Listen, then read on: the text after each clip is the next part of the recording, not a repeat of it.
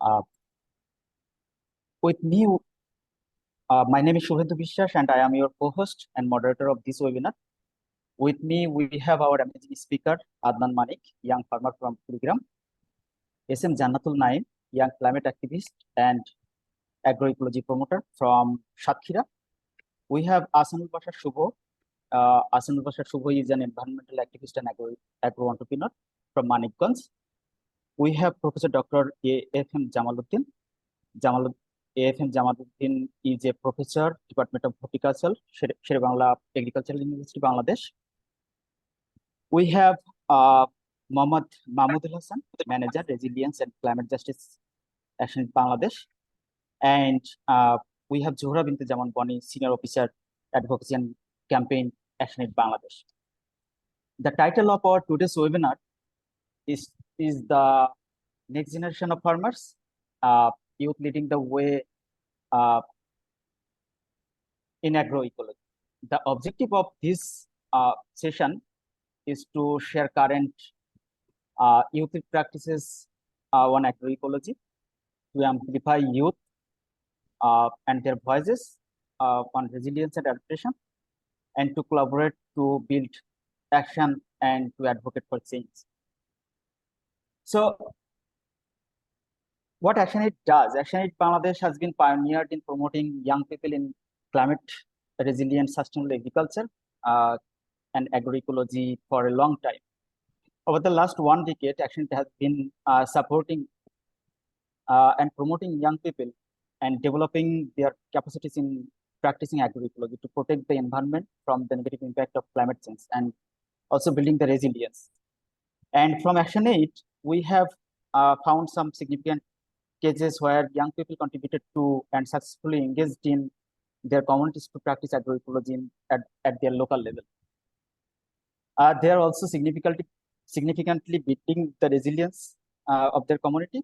In this webinar, ActionAid Bangladesh will come up with the discussion on how youth-led intervention in the agroecological sector, particularly in agroecology, is ensuring food security, livelihood, and justice. Also, it has been promoting environmental justice as well as ecosystem.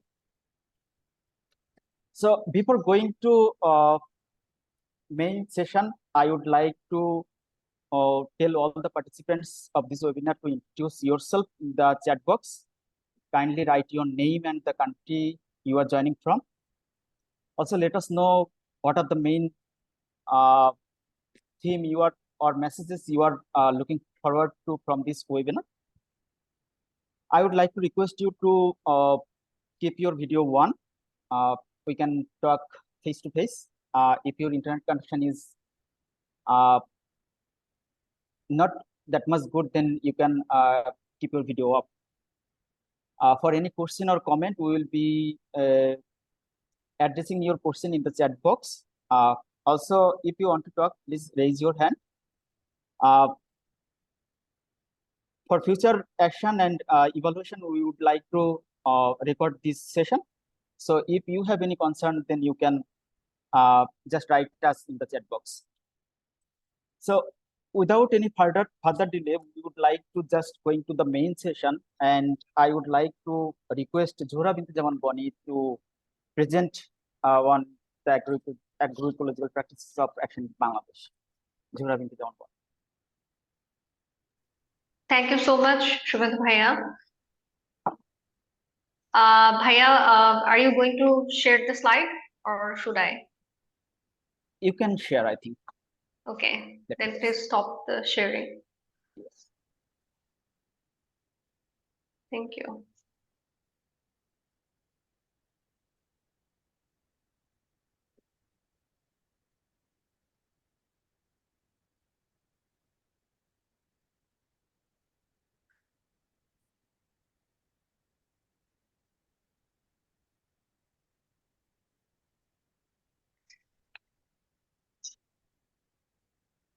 Hello everyone, welcome to the presentation. I am Zohra Binte Zaman Boni. I am working in ActionAid Bangladesh as a senior officer, advocacy and campaigning. So I am very lucky to get the opportunity to present here. So I hope my screen is visible to all. Could anyone please confirm me? Yes, you can continue. Thank you, Shubham Bhaiya. Thank you so much. Okay. So first, I want to discuss about the ActionAid links about the agroecology, how ActionAid see the agroecology or promotes agroecology in all over the country. So first, I want to say agroecology is an initiative of ActionAid and its partners have been developing based on the science and the traditional or indigenous practices of agroecology and the recognition of people's right to food. It represents an effort to incorporate in our work to the new challenges posed by climate changes and its impact on poor people's lives. It is based on the identification of major risks and challenges local communities now face and are going to face in future, and on the design and implementation of site-specific adaptation strategies aimed at reducing vulnerabilities and increasing the resilience of the smallholders or community-based production systems. So ActionAid has some approaches towards agroecology and climate resilient sustainable agriculture. Now I am going to discuss about that. So ActionAid does some conduct some participatory appraisal to identify the local potentials, political and technical challenges to practice the agroecology, and it identified the documenting and testifying diffusion of local knowledge, alternative and practices, promote sustainability through appropriate agricultural research, and ActionAid has so many publications on agroecology and climate resilient sustainable agriculture.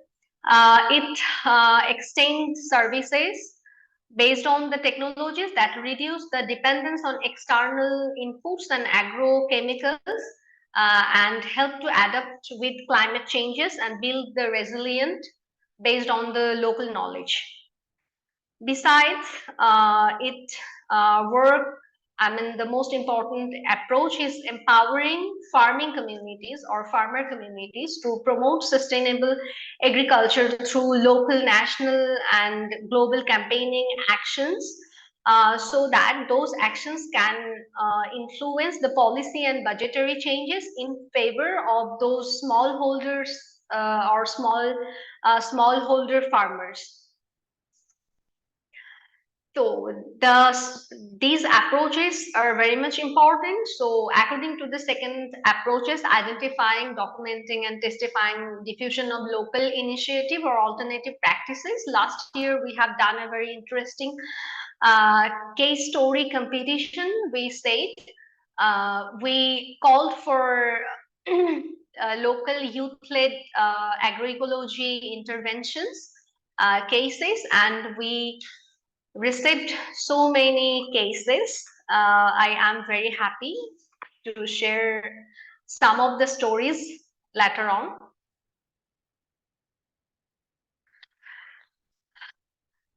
So we received so many stories and we went to the field visit to verify those interventions, how our young farmers are working on it, and they are practicing the agroecology all over the country.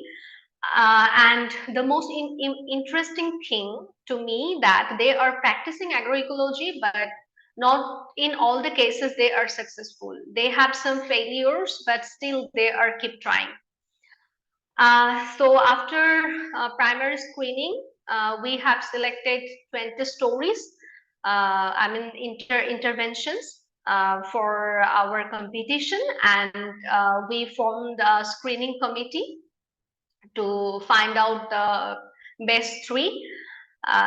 Our screening committee has selected 3 interventions among them, the best 3. Finally, we've organized an award giving ceremony.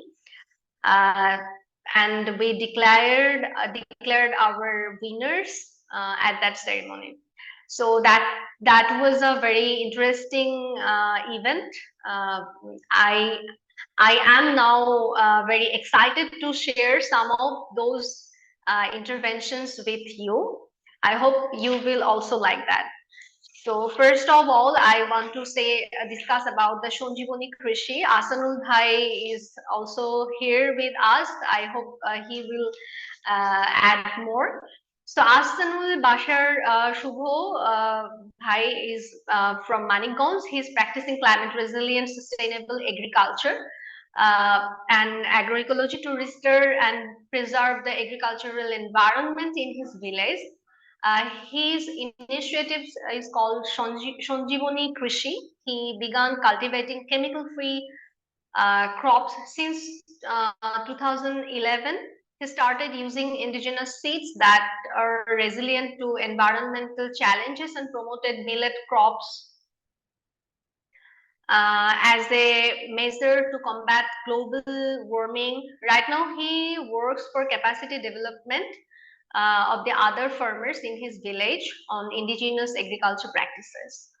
Through his initiatives, he is creating employment opportunities as well as producing safe food for his own and for the other community people.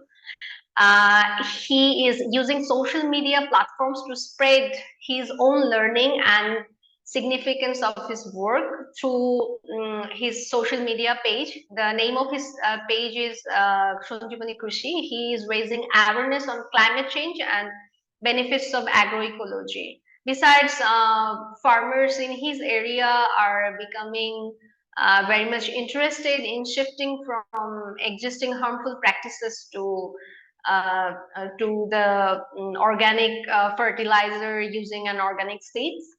And 20 families, I mean farmers' families, are currently engaged with his initiatives. Asanul Bashar aims to create an agricultural practice center where farmers can share learning on life-sustaining agriculture. So there are another young farmer. His name is Adnan Mani. And his wife name is Salma. They both are from Kurigram.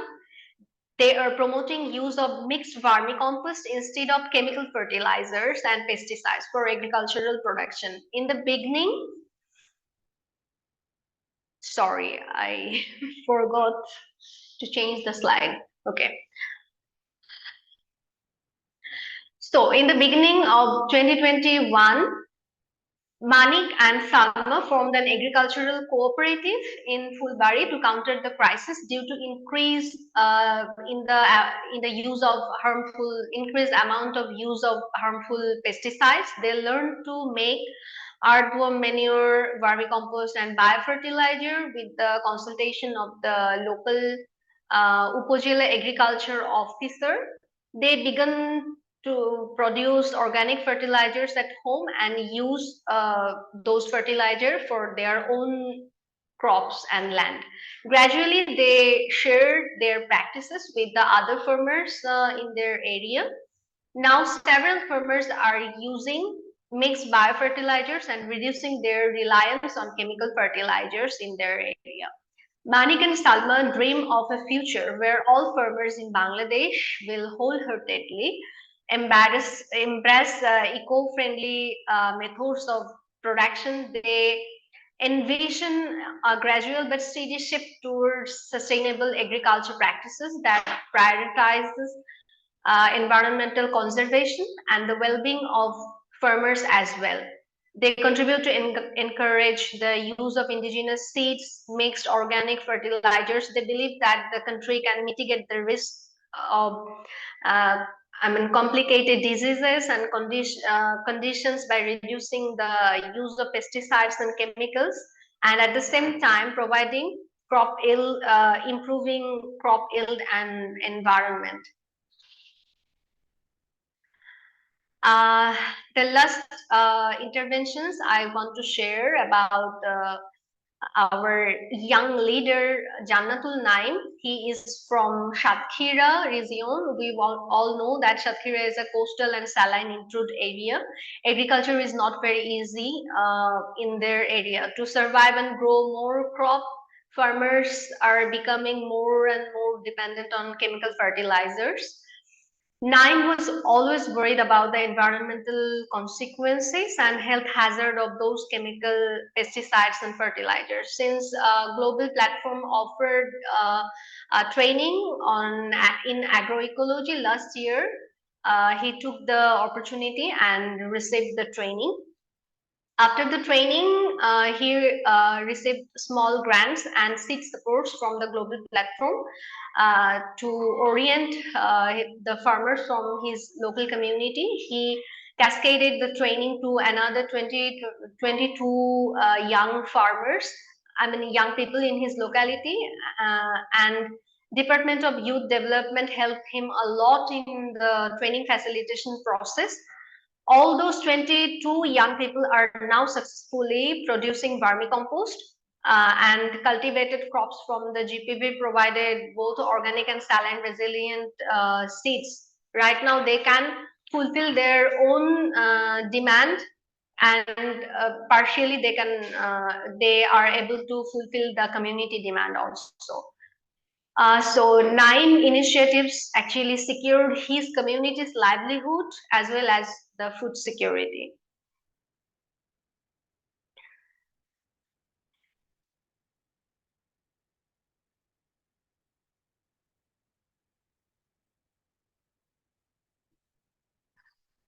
Adaptation measures to change farming practices. So when we look at the current agroecology practices,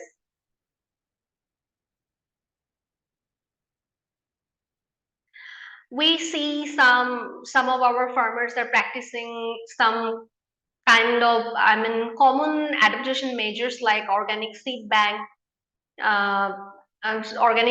indigenous knowledges, integrated farming. We found some farmers who preserved the traditional organic seed and shared those seeds with their community farmers. I should mention one of our pioneer seed collector named Komela Appa. We worked with her previously. She is working on it for many years. Some young farmers are practicing modern agro practice, combining with the indigenous knowledge and practices. Besides, integrated farming is popular now. Young farmers are producing vermicompost and organic manure by their own for their own land and for the community farmers as well. Agricultural Extension Department, Paddy Research Center, all are working together for the climate resilient, saline resilient seeds and paddy variant and different kind of yield.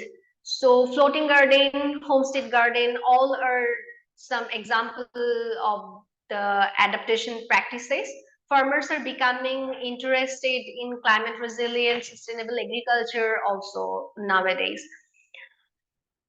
So what are the outcomes or the benefits we are getting from the agroecological practices? So it is very much connected to the improvement of our livelihood and the better income generation. As we know, it could also ensure our food security and as well as we can live a better life without malnutrition. If we consider the ongoing climate changing track and the food demand, the increasing food demand of the increasing population of the earth, we will understand that we are in a huge threat of food scarcity.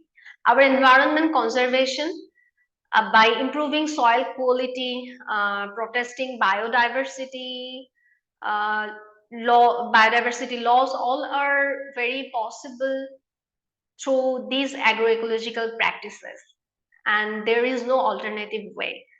the most important part is to ensure and promote environmental justice through these practices, which is very much connected to our existence actually. So I think that's it from my side. I am done. So there is a beautiful and vibrant picture of our award giving ceremony. Thank you all. Thank you so much for listening me. Thank you so much, Zohra, for presenting such a nice presentation. It was really insightful. Now, just an announcement for our audience that some of our speakers will be speaking Bangla, so we have interpreter. If you want to just change your language, then use the interpreter button and you can just listen to in your language. We have Bengali and English options. So now we'll be listening to our next speaker, Adnan Manik. Adnan Manik is a young farmer. He is from Kurigram. Adnan মানিকের কাছে আমার question হলো, আদনান মানিক, আপনি যদি আপনার just specific যে অ্যাগ্রোইকোলজিক্যাল intervention আপনি আপনার কুড়িগ্রামে নিচ্ছেন সেটা যদি আমাদেরকে একটু শোনান, গল্পটা যে কিভাবে আপনি এই কাজগুলো করছেন এবং সেটা আপনার কমিউনিটি, আপনার ফার্মের যে সয়েল হেলথ বা বায়োডাইভার্সিটি সেটা কিভাবে এনশিওর করছে, এটা যদি আপনার গল্পটা একটু আমাদেরকে শোনান। Adnan Manik, you can speak in Bangla. শুভ অপরাহ্ন। Thank you. আমার একটু নেটওয়ার্কের প্রবলেম, আমি একটু ভিডিওটা অফ করতে যাচ্ছিলাম আর কি, জি, নো ওয়ারিস, যদি সমস্যা।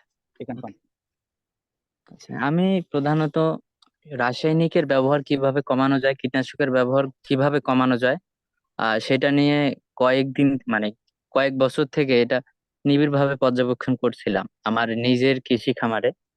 আহ প্রধানত আমি দেখছিলাম যে যে রাসায়নিকের ব্যবহার একটা জমির উপর পড়লে সেই জমিটা কি পরিমাণ ফসল উৎপাদন করতে সক্ষম, এবং জৈব সারের ব্যবহার ওই রাসায়নিকের সম পরিমাণে আমরা যদি পুষ্টি উপাদানটা ওই জমির মধ্যে দিয়ে জৈব উপায়ে কিভাবে ফসল উৎপাদন করতে পারি, সেটি আমি চেষ্টা করছিলাম আমার নিজের কৃষি খামারে। আমি প্রথমত আমি আহ টবের মধ্যে প্রথম পর্যায়ে এই কাজটা করছিলাম যে যদি বেশি পরিমাণে করতে চাই তো ক্ষয়ক্ষতির সম্ভাবনা আছে, সেক্ষেত্রে আমি প্রথমে টবের মধ্যে এই কাজটি করি যে ছোট ছোট কিছু টবের মধ্যে আমি কয়েকটা টব বেছে নিয়েছিলাম রাসায়নিক পদ্ধতিতে চাষের জন্য, এবং কয়েকটা টব আলাদাভাবে বেছে নিয়েছিলাম জৈব পদ্ধতিতে কৃষি উৎপাদনের জন্য। তো এটাতে আমি নিবিড়ভাবে লক্ষ্য করি যে যেটাতে আমি জৈব পদ্ধতিতে কৃষি কৃষি উৎপাদনের চেষ্টা করছি, সেই টবগুলোতে পানি ধারণ ক্ষমতা রাসায়নিক পদ্ধতিতে চাষাবাদের তুলনায় অনেক বেশি। অর্থাৎ আমি যে টবগুলো বেছে নিয়েছিলাম রাসায়নিক পদ্ধতির জন্য, সেগুলোতে আবার পানির প্রয়োজন পড়ে বেশি। আমি লক্ষ্য করছি যে পানি যখন দেই দুইটার মধ্যেই 12 ঘন্টা যদি রেখি, রাসায়নিকে 12 ঘন্টা গেলেই বোঝা যায় যে এটার পানির প্রয়োজন পড়তেছে, মানে শুকায় যায় মাটিগুলো।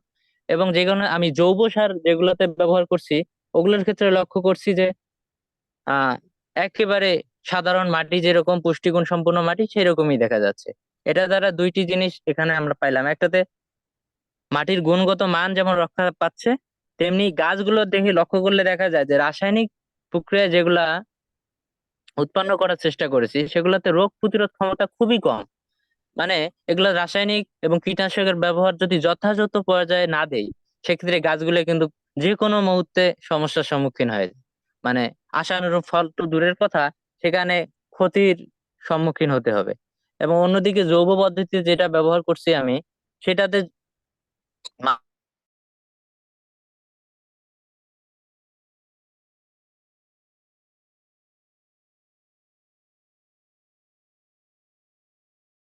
কথা কি শোনা যাচ্ছে? জি, এখন শোনা যাচ্ছে। আচ্ছা, আমরা 30 যাই সেকেন্ড হোক, মিস এই করছি এখন। ওকে, আমি এই দুইটি পদ্ধতিতে যখন চাষাবাদ করতে গেলাম তারপরে দেখলাম যে না, জৈব সারই ভালো। সেক্ষেত্রে আমি ব্যাপক পরিসরে আমার কিছু আবাদি জমিতে আমি জৈব প্রক্রিয়ায় এই চাষাবাদটা করি, এবং করার ফলে যে জৈব প্রক্রিয়ায় যে চাষাবাদটা করছি সেটা হচ্ছে পুষ্টিগুণ এবং স্বাদ যেটাকে আমরা বলি, এই টেস্টটা ওই রাসায়নিক প্রক্রিয়ায় সবজির থেকে তুলনামূলক অনেক বেশি। মানে আমি স্বাদটা যেমন পাচ্ছি তেমনি আমরা বিষমুক্ত খাবার উৎপাদন করতে কিন্তু পাচ্ছি। সেক্ষেত্রে আমি মিশ্র জৈব সার বা তারপর কেঁচো সার, তারপর খৈল পচানো পানি, এইসব যেগুলো আর কি জৈব পদার্থ থেকে আমরা যেগুলো পুষ্টি নিতে পারি, যে সকল জৈব উপাদান থেকে, সেই সকল জৈব উপাদান আমি ব্যবহার করেছি। এবং আমার এই কেস স্টোরিতে আমি এটা সুন্দরভাবে লিখে দিয়েছিলাম যে কিভাবে একজন কৃষক এই রাসায়নিকের ব্যবহার না করে জৈব পদ্ধতিতে সুন্দরভাবে পুষ্টিমান সম্পন্ন খাবার উৎপাদন করতে পারে। এবং এটাতে আমরা দেখতে পারি যে রাসায়নিকে যেমন আমাদের খরচের পরিমাণটা তুলনামূলক অনেক বেশি। আমরা যদি রাসায়নিক প্রক্রিয়ায় চাষাবাদ করতে যাই, বিঘা প্রতি কমপক্ষে লাউ চাষ কিংবা সবজি জাতীয় যে কোনো ফসল চাষ করতে, যে আমাদের কীটনাশক এবং রাসায়নিকের ব্যবহারে যে পরিমাণ খরচ হবে, আমরা যদি রাসায়নিকটাকে একেবারে 10 থেকে 15% নামিয়ে এনে এখানে জৈব সারের ব্যবহার করি, সেক্ষেত্রে আমাদের কিন্তু প্রায় 80% আমাদের খরচটা কমে আসবে। এছাড়াও আমরা যেমন রাসায়নিকের ব্যবহারে যেরকম মানুষের বর্তমানে বিভিন্ন রোগের সম্মুখীন হচ্ছে, সেই রোগগুলো থেকে আমরা মুক্তি পেতে পারি সহজ উপায়। এবং শুধু যে এটা হচ্ছে তা না, আমাদের দেশের কৃষকরা রাসায়নিকের যে ব্যবহারটা করে, কোন সময়ে কোন রোগের জন্য কখন কোন রাসায়নিকটা ব্যবহার করা উচিত সেটাও কিন্তু আমরা জানি না। আমরা নিজেদের ইচ্ছা মতো রাসায়নিক ব্যবহার করি। এটার কারণে আমাদের দেশের কৃষকরা কিন্তু আরো বেশি ক্ষতিগ্রস্ত হচ্ছে।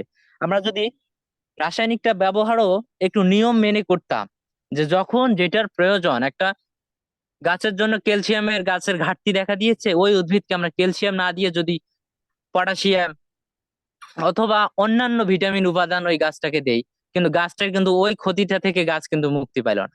অন্য অন্য পুষ্টি উপাদান বেশি পাইলো, আর যেটা প্রয়োজন সেটা কিন্তু একেবারেই পাইলো না। অর্থাৎ আমরা রাসায়নিক ব্যবহারের ক্ষেত্রে এই বিষয়গুলো আমরা কখনোই করি না। তাছাড়াও অনেক অনেক সমস্যা আমাদের এলাকার কৃষকরা দেখতে পাচ্ছি যে কীটনাশকের ব্যবহার, আমরা আজকে বিকালবেলা কীটনাশক প্রয়োগ করি এবং সকালের বেলায় দেখি যে এই কীটনাশক প্রয়োগ করা সবজি কিন্তু আবার বাজারে চলে যাচ্ছে। মানে এটা যে কীটনাশক প্রয়োগ করার পরে যে কীটনাশকটা নষ্ট হওয়ার যে একটা একটা নির্দিষ্ট সময় আছে, সেই সময়টা পর্যন্ত আমরা কিন্তু ওই সবজি কিংবা ওই শাকগুলোকে দিচ্ছি না। ফলে আমাদের কিন্তু এই কৃষিতে একটা ভয়াল একটা দিক দেখতে পাচ্ছি আমাদের দেশে। আমি যে জৈব প্রক্রিয়া চাষাবাদ করতেছি, সেখানে আমাদের দেশে মানে আমাদের এলাকার অনেক কৃষক কিন্তু আমাকে দেখে দেখে এগুলো করতেছে, এবং তারা কিন্তু এর ফলটা পাচ্ছে। এবং এই কেঁচো সার যেটা আমি উৎপাদন করতেছি, এটা যে শুধুমাত্র ফসলের ফসল বৃদ্ধি করতেছে তা কিন্তু না। আমাদের দেশের এই সাম্প্রতিক ছাত্রীরা শীর্ষক mid the press and dialogue 2019 সালে প্রকাশ করে যে আমাদের দেশের যে মাটির 16 থেকে 17টি উপাদান প্রয়োজনীয় উপাদান থাকা দরকার, পুষ্টি উপাদান, তার থেকে বাংলাদেশে কিন্তু এখন 3 থেকে 4টি পুষ্টি উপাদানের ঘাটতি দেখা যাচ্ছে। ফলে আমরা যদি এটা শুধুমাত্র এই সমস্যাটা তৈরি হয়েছে রাসায়নিকের অতিরিক্ত পরিমাণে ব্যবহার। আর আমরা যদি এই জৈব পদ্ধতিতে এই চাষাবাদটা করি, এই মাটির কিন্তু এই গুণাগুণ নষ্ট হওয়ার কোনো চান্স নেই। গুণাগুণ নষ্ট তো হবেই না, ফলে মাটির গুণাগুণ আরো বৃদ্ধি পাচ্ছে এই আমাদের এই পদ্ধতিতে চাষাবাদের ফলে। তবে আমি মনে করি আমাদের আমার যে চাষাবাদ পদ্ধতি জৈব পদ্ধতিতে, এটা যদি আমরা দ্রুত ছড়িয়ে দিতে পারি, আমার তো একার পক্ষে সম্ভব না, আমরা সবাই মিলে যদি এটাকে ছড়িয়ে দিতে পারি, তাহলে আমাদের দেশের কৃষকরা এবং কৃষিতে যেমন একটা পরিবর্তন হবে, তেমনি আমাদের ভবিষ্যৎ প্রজন্মের জন্য আমরা মাটিকে উর্বর করে রেখে যেতে পারবো, যে ভবিষ্যৎ প্রজন্ম সহজেই মাটি থেকে প্রয়োজনীয় ফসল উৎপাদন করতে পারবে। ধন্যবাদ। থ্যাংক ইউ সো মাচ আপনার মানে such a nice story you have just told us. আমার মনে হয় যে এখান থেকে our farmers have something to learn from you. আমরা এখন আমাদের নেক্সট যে স্পিকার এস.এম. জান্নাতুল নাইমের কাছে যাব। জান্নাতুল নাইম, আপনি আপনার জায়গা থেকে জাস্ট একটু আমাদেরকে বলবেন যে আমরা জানি যে অ্যাগ্রো ইকোলজিক্যাল যে প্র্যাকটিস, এটা শুধুমাত্র যে কিছুটা ফার্মিং টেকনিক্স, এটা তেমন না, এটা কমিউনিটি এঙ্গেজমেন্টটাকেও নিশ্চিত করে। তো সেই জায়গাতে আপনি আপনার কমিউনিটিতে কিভাবে আপনার কমিউনিটিকে অ্যাগ্রো ইকোলজিক্যাল প্র্যাকটিসে এঙ্গেজ করছেন, সেই গল্পটা যদি আমাদেরকে একটু শোনান জান্নাতুল। থ্যাংক ইউ শুভেন্দু দাদা, আমাকে সুযোগ দেওয়ার জন্য। আমি এস.এম. জান্নাতুল নাইম, আমি কাজ করছি অ্যাক্টিভিস্টটা বাংলাদেশের সাথে সাতক্ষীরাতে। আপনারা জানেন যে বাংলাদেশের অন্যতম দুর্যোগ প্রবণ একটি এলাকা হচ্ছে সাতক্ষীরা। এখানে প্রায় সময় বিভিন্ন সময় দুর্যোগ হয়, যার ফলে এলাকার নদী বেষ্টিত হয়, নদীর বেড়িবাঁধ গুলো ভেঙে আহ নদীর যে লবণ পানি সেটি সহজেই আমাদের লোকালয়ে প্রবেশ করে, যার কারণে আমরা দেখতে পাই যে আমাদের কমিউনিটিতে আসলে মাটির ভৌত গুণাগুণ দিন দিন কমে আসতেছে, এবং একই সাথে এখানে আমরা দেখতে পাচ্ছি যে লবণাক্ততা হার বৃদ্ধি হচ্ছে। এবং এই লবণাক্ততা হার বৃদ্ধি হওয়ার পিছনেও আমাদের মানব সৃষ্ট কিছু কারণও রয়েছে, যেমনটা হচ্ছে আমরা এখানকার মানুষেরা জমিতে প্রচুর পরিমাণ রাসায়নিক সার ব্যবহার করি, যেটা আমাদের মাটির উর্বরতাকে হ্রাস করে ফেলে এবং মাটির সক্ষমতাকে হারিয়ে ফেলে। এই অবস্থায় আমি গ্লোবাল প্ল্যাটফর্ম বাংলাদেশের মাধ্যমে আসলে অ্যাগ্রোইকোলজি সম্পর্কে শিখি একটি ট্রেনিং এর মাধ্যমে। সেখান থেকে শেখার পরে আসলে আমার মধ্যে একটি উদ্ভাবনী ধারণা তৈরি হয়েছে আমার কমিউনিটিতে কিভাবে আমি এই মেসেজটাকে পৌঁছাতে পারি। তো সেই জায়গা থেকে আমি গ্লোবাল প্ল্যাটফর্ম বাংলাদেশের মাধ্যমে একটি স্মল গ্র্যান্ট পাই, যে স্মল গ্র্যান্টটির মাধ্যমে আমার কমিউনিটিতে আমরা প্রায় 22 জন তরুণ এবং তরুণীকে সম্পৃক্ত করে স্থানীয় উপজেলা কৃষি সম্প্রসারণ অধিদপ্তরের সাথে যোগাযোগ করে আমরা তাদের মাধ্যমে একটি ট্রেনিং আমাদের কমিউনিটির যারা সদস্য রয়েছে, যুব সদস্যরা রয়েছে, তাদেরকে নিয়ে আমরা মূলত একটি ট্রেনিং ডিজাইন করি, এবং সেখানে মূলত কিভাবে আমরা পরিবেশ বান্ধব সার উৎপাদন করতে পারবো, যেটা আসলে রাসায়নিক সারের বিকল্প সমাধান হিসেবে আমরা জমিতে ব্যবহার করতে পারবো, সেই প্র্যাকটিসটা আমরা শুরু করি। তো এই প্র্যাকটিসটা শুরুর আগে আসলে আমাদের যুবদেরকে সেখানে আমরা প্রশিক্ষণ করাই। 2 দিনের একটি প্রশিক্ষণে আমরা 22 জন তরুণ তরুণীকে নিয়ে আমরা আসলে কিভাবে ভার্মি কম্পোস্ট তৈরি করতে হয় সেটি আমরা উপজেলা কৃষি সম্প্রসারণ অধিদপ্তরের একজন প্রশিক্ষক, তিনি আমাদের এই পুরো ট্রেনিংটি ফ্যাসিলিটেট করেন।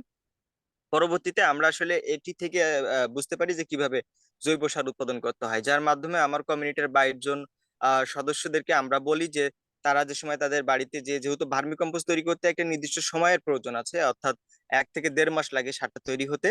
তো এই সারটা তৈরি হওয়ার পরে আমরা তাদেরকে বীজ দেওয়ার একটা ব্যবস্থা করি, এবং আমরা হচ্ছে আমাদের আসলে কমিউনিটিতে জানি যে প্রায় সময় কৃষি জমিতে বিভিন্ন ধরনের যে বীজগুলো দেই অনেক ক্ষেত্রে হয় না। তো যেহেতু লবণ অক্ত এলাকায়, এখানে আমরা লবণ সহিষ্ণু যে জাতগুলো রয়েছে এবং মৌসুম ভিত্তিক যেটা আমাদের ক্লাইমেট ফ্রেন্ডলি, আমরা সেই বীজগুলোকে তাদেরকে প্রোভাইড করি, এবং তাদেরকে এগুলো দেওয়ার মাধ্যমে তারা এই ভার্মি কম্পোস্ট তৈরি করার শেষে তারা হচ্ছে নিজের বাড়িতে এই জৈব সার দিয়ে তারা ভার্মি কম্পোস্ট যে সারটা তারা বাড়িতে উৎপাদন করেছে সেটি দিয়ে তারা বাড়ির আমাদের দেওয়া যে বীজ রয়েছে সেই বীজ দিয়ে তারা ফসল উৎপাদন করে। একই সাথে এই ভার্মি কম্পোস্ট উৎপাদন শুধুমাত্র তারা যে নিজের বাড়ির কাজে ব্যবহার করছে তাও না, এটিকে তারা একজন উদ্যোক্তা হওয়ারও সুযোগ সৃষ্টি হয়েছে। তারা এই ভার্মি কম্পোস্টের অতিরিক্ত যে জিনিস সারগুলো থাকে সেগুলো তারা বাজারে বাজারজাতকরণ করছে। এবং আমরা যে সারগুলো উৎপাদন করে আসলে মূলত এই কৃষি জমিতে ফসল উৎপাদন করেছি, এবং আমরা দেখছি যে রাসায়নিক সারের চেয়েও গুণগত মান হিসেবে জৈব পদ্ধতিতে যে আমরা যে ফসলগুলো উৎপাদন করেছি সেটি অনেকাংশে ভালো। এবং এটির আসলে আমরা একটি রেজাল্টও পেলাম যে আমাদের লাইভলিহুডের আসলে অনেকটা পরিবর্তন আসা শুরু হয়েছে, যেটা আমাদের জন্য অত্যন্ত উপকারী হিসেবে আমরা মনে করছি। এবং একই সাথে আমরা যে সেফ ফুডের যে বিষয়টি আছে, ফুড সিকিউরিটি, আমরা নিরাপদ খাদ্যের মধ্যে আমাদের কমিউনিটির মানুষকে এঙ্গেজ করতে পারছি। একই সাথে আমাদের তরুণদেরকে আসলে আমরা এই তরুণদের দিয়ে একটি মেসেজ সমাজকে ইনক্লুড করার জন্য আমরা একটি কৃষি মেলারও সামনে পরিকল্পনা রেখেছি, যে কৃষি মেলার মাধ্যমে আমরা আসলে এই যে জৈব পদ্ধতি কিভাবে ব্যবহার করে এটি ফসল উৎপাদন করা যায় সেই মেসেজটা, সেই গোলটাকে আমরা রাখার জন্য আমরা সমাজে একটা মেসেজ দিতে চাই। সেজন্য আমরা একটা ফেয়ার করতে চাই, যে ফেয়ারের মাধ্যমে আমরা সমাজের কমিউনিটির মানুষকে এই তথ্যটা দিব। এর মাধ্যম দিয়ে আসলে আমার কমিউনিটির মানুষ উৎসাহিত হবে জৈব পদ্ধতিতে, এবং ক্লাইমেট ফ্রেন্ডলি চাষাবাদ করতে তারা আগ্রহী হবে। থ্যাংক ইউ দাদা। Thank you, Janatu Naik, for your inspirational story and the experience that you have shared, and how you are involving the community people in your agricultural process. So we would like to move to our next speaker, Ashan Basha Shubho. শুভ ভাই, আপনি যদি আপনার জায়গা থেকে just একটু আমাদেরকে share করতেন যে আপনি বলছেন যে আপনার ট্র্যাডিশনাল যে নলেজ আছে সেটার সাথে আপনার যে ইনোভেশন সেটাকে কাজে লাগিয়ে আপনি অ্যাগ্রোইকোলজিক্যাল প্র্যাকটিসটা আপনি আপনার সোসাইটিতে করছেন এবং সেখানে কন্ট্রিবিউট করছেন। এবং আমাদের কোশ্চেন হলো সেটা আপনি কিভাবে করছেন, প্রথম একটা কোশ্চেন। আর দ্বিতীয় কোশ্চেনটা হলো আমি যেটা আপনাকে আস্ক করতে চাই সেটা হলো যে আহ, আপনি যে আপনার এই নলেজ গুলা আপনার চারপাশের যে কৃষকদের সাথে শেয়ার করেন, সেটা তারা কিভাবে অ্যাডাপ্ট করছে, এবং এই অ্যাডাপ্টিং এর ক্ষেত্রে তাদের কোনো ধরনের কোনো প্রকার কোনো আহ, মন্তব্য বা তাদের ভেতরে যে স্বতঃস্ফূর্ততা সেটা সেটা কেমন দেখছে? জি, আসেন আমার পাশে। কথা কি আমার কথা শোনা যাচ্ছে? একদম ক্লিয়ার। জি, আহ, ধন্যবাদ শুভেন্দু ভাই। আমি আমার গল্পটা একটু ব্যাক স্টোরি থেকে শুরু করতে চাই, তাহলে জিনিসটা একটু ক্লিয়ার হবে। তো আমি ছোটবেলায় আমার জন্ম ছিল একটা নিবিড় কৃষিভিত্তিক গ্রামে, মানিকগঞ্জে, যেখানে সবাই কৃষক এবং সবাই জৈবভাবেই চাষ করত। কিন্তু তারপর ধীরে ধীরে পরিস্থিতি বদলাইতে থাকে, লোকজন রাসায়নিক সার, কীটনাশক, হরমোন এগুলো ইউজ করতে থাকে। তো আমার বয়স যখন 6, আমার উচ্চশিক্ষার বা শিক্ষার শুরুর জন্য ঢাকায় নিয়ে আসে আমার বাবা। তো ঢাকায় আসার পরে ঢাকার যান্ত্রিকতা তো তখন বুঝতাম না, মানে ঢাকার পরিবেশ আমার ভাল লাগতো না। আমি সুযোগ পেলেই গ্রামে যাইতাম এবং মানে গ্রামে আমি কৃষকদের সাথেই সময় কাটাইতাম। তো এই ঢাকা আসা যাওয়ার পথে আমি ব্যবহার করতাম ঢাকা আরিচা রোড, মানিকগঞ্জের। তো প্রথম দিকে আমি যেটা দেখতাম যে ঢাকা আরিচা রোডের দুই পাশে আদিগন্ত সবুজ ফসলের মাঠ, বর্ষাকালে বিল থই থই করে পানি, বা সরিষার সময় পুরোটা হলুদ। কিন্তু প্রতিবার যাওয়ার সময় আমি দেখতাম কোনো না কোনো একটা জায়গা বাউন্ডারি হয়ে গেছে, ওইখানে একটা শিল্প গড়ে উঠতেছে বা কোনো একটা কারখানা গড়ে উঠতেছে বা ইট ভাটা গড়ে উঠতেছে। আজকে 30 বছর পরে ঢাকা আরিচা রোডের পাশে আমি 1 ইঞ্চি জায়গা খুঁজে পাই না যেটা কৃষকের জমিগুলো যাদের টাকা আছে তারা দখল করে নিতেছে। তো এবং এই রোড দিয়ে চলার সময় এখন আপনি বিশ্রী গন্ধ পাবেন, পলিথিন দিয়ে ভরা দুই পাশ পাবেন, কিন্তু ওই ইট ভাটা থেকে মানে ধোঁয়া উঠতেছে ওইটা দেখতে পাবেন, কিন্তু ওই ছোটবেলার সরিষা ক্ষেত বা নৌকা বা আমাদের সবুজ ধানের ক্ষেত সবকিছুই মিসিং। তো এইটা আমাকে খুব বদার করতেছিল, জ্বালা দিতেছিল। তো আমি এটা পরিবেশ দূষণটা জানার জন্য পড়াশোনা শুরু করি, ডকুমেন্টারি দেখা শুরু করি, জার্নাল পড়া শুরু করি। তো এরপরে আমি সিদ্ধান্ত নেই আমি পরিবেশের জন্য কিছু করব। পরিবেশের জন্য কিছু করতে গেলে বাংলাদেশে আসলে করার কিছু নাই, ওইভাবে আমি অন্তত পাই নাই আমার ছোটবেলায় বা আমার যখন অনার্স পড়তাম। তো এরপরে আমি চিন্তা করলাম আমি তাহলে কৃষি কাজ করি।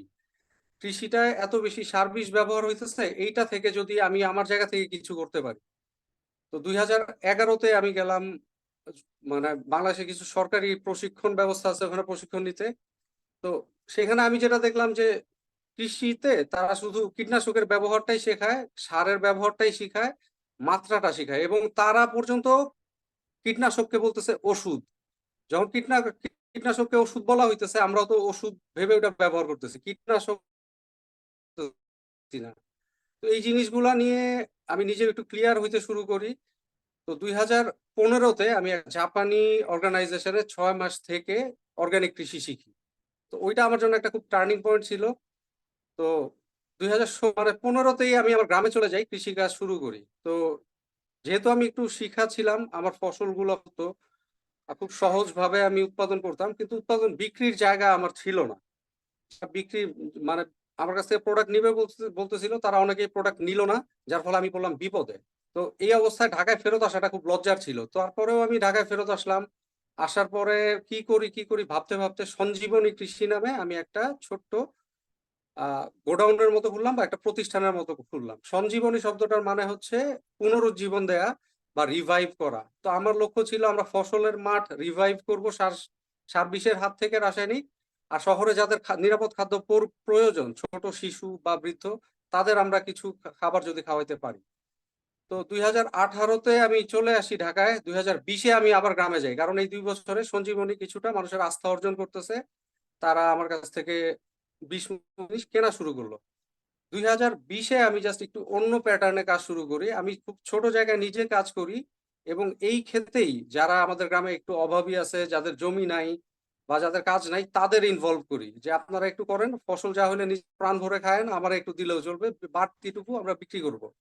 তো এইটা সঞ্জীবনীর শেষ মানে 2020-এ যখন আমরা এই কাজটা শুরু করি, তখন আমি একটা জিনিস দেখি যে গ্রামের মানুষ যারা ছিলেন তারা আগের মতো অ্যাক্টিভ নাই, তারা আগের মতো করে কাজ করতে চায় না, তারা সহজ সমাধান চায়। তো আমি চিন্তা করতে থাকি কিভাবে সহজে সার বা মানে জৈব সার বানানো যায়, কিভাবে সহজে কীটনাশক বানানো যায় এবং অন্যান্য জিনিসগুলো বানানো যায়। তো আমি জাস্ট 10 কেজি গরুর চোনা, আধা কেজি গরুর গোবর এবং 250 গ্রাম লালি গুড়, চিটা গুড় মিশিয়ে 200 লিটার পানির সাথে মিশিয়ে রাখলে এইটা ঠিক তার পরের দিনই ইউজ করা যায়। আজকে আপনি রাখলেন, পরের দিনই এটা আপনি ইউজ করতে পারবেন। এটা একটা তরল অণুজীব সার হয়, যেটা আমি শিখছিলাম আমার ফেসবুক বন্ধু কিছু ভারতের কেরালার কিছু কৃষকদের কাছ থেকে। তো এইটা তাদের কাছে খুব জনপ্রিয় হয়, তারা খুব পছন্দ করে যে পরিশ্রম নাই কিন্তু খুব সহজেই ফসল একটু একটু ফুলতেছে এবং তারা খাইতে পারতেছে। তো এবং যখন আমার কীটনাশক প্রয়োজন তখন আমি জাস্ট গরুর যে ঘুটে গুলো থাকে সেগুলো একটা হাঁড়ির মধ্যে নিয়ে ভিজায় রাখি 25-30 দিন, তারপরে ওইটা কীটনাশক হিসেবে কাজ করে। বা শ্রীলঙ্কার কৃষকদের কমিউনিটি থেকে আমি একটা জিনিস শিখছিলাম, সেটা হচ্ছে আপনার গরুর চোনা যেটা থাকে সেইটা যদি আপনি একটা হাঁড়িতে নিয়ে মাটির নিচে রেখে দেন 15 দিন পর, ওটাতে পানি মিশাইলে যদি সাদা হয়ে যায় তাহলে ওইটা কীটনাশক বা বালাই বিতারক। তো এই 3টা কাজ আমি ইন্ট্রোডিউস করলাম গ্রামে, ফলে গ্রামের লোকজন খুব সহজে ফসল ফলানো শুরু করলো। এখন আমার কাছে যেহেতু আমার সঞ্জীবনী কৃষি আছে, আমি এগুলো তাদের কাছে বিক্রি করে দিলাম।